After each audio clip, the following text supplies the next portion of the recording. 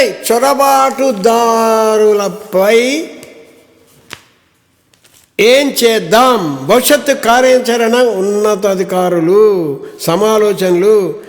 వేలల్లోకి చేరుకున్న విదేశీ అక్రమ వలసదారులు, రెట్టింపు అవుతున్న బంగ్లాదేశీయులు, నగరంలో 70,000 పైగా రోహింగ్ల తిష్ట.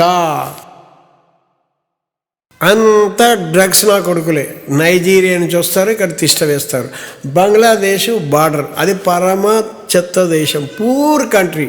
మనమే పాకిస్తాన్ నుంచి బలవంతాన వాళ్ళకి స్వాతంత్రం ఇప్పించాము. వాళ్ళు చాలా పూర్ కంట్రీ.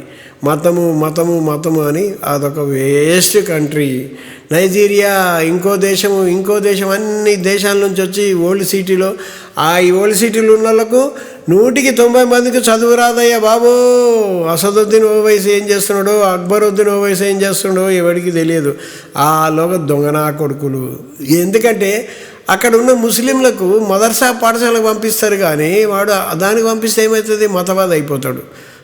కాబట్టి ఈ మామూలు బండ్లకు పంపించారు. వాళ్ళకి చదువు లేదు. అక్కడ కూడా గవర్నమెంట్ కూడా రోడ్లు సరిగా లేవు, చెత్త సరిగా తీయరు. కరెంట్ అయితే ఎవడిష్టపడితే మీటర్లే లేవు.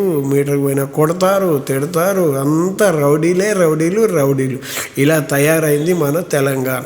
వీళ్ళందరికీ బ్రహ్మాండమైన మెట్రో వేసి, చుట్టూ చేసి, రోడ్లు బాగు చేసి, అందరికీ స్కూల్స్ పెట్టి, పాత నగరాన్ని కూడా బ్రహ్మాండంగా తయారు చేస్తాను. పాటాపాటి కోటేసి అధికారం ఇవ్వండి. ముస్లిం మహిళలు కూడా బ్రహ్మాండంగా ఆయన చదువు చెప్పిస్తాము.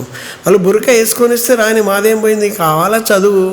కాబట్టి వాళ్ళు ఎవరి కోసం బురికేస్తారు, ముస్లిం మత పెద్దలు ముస్లిం మొగుళ్ళ కోసము, వాళ్ళ సమాజం కోసం వేస్తున్నారు. వేసుకొని ఏ బురక వేసుకుంటే ఏముంది, ఏ చున్నీ వేసుకుంటే ఏముంది, బుర్ర అవుతుంది కదా, మాట్లాడతారు కదా, చాలు కదా.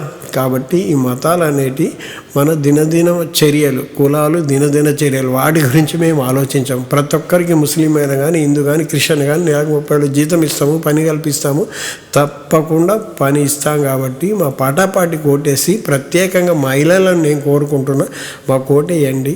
తెలంగాణ ప్రజలందరికీ ఈత నేర్పుతాము, మహిళలందరికీ ఉచితంగా కారు ఇస్తాము, డ్రైవింగ్ నేర్పుతాము. బంగారు చైను 2 తులాల బంగారు చైను, గోల్డ్ చైను కూడా, బంగారు గొలుసు కూడా ఇస్తాము.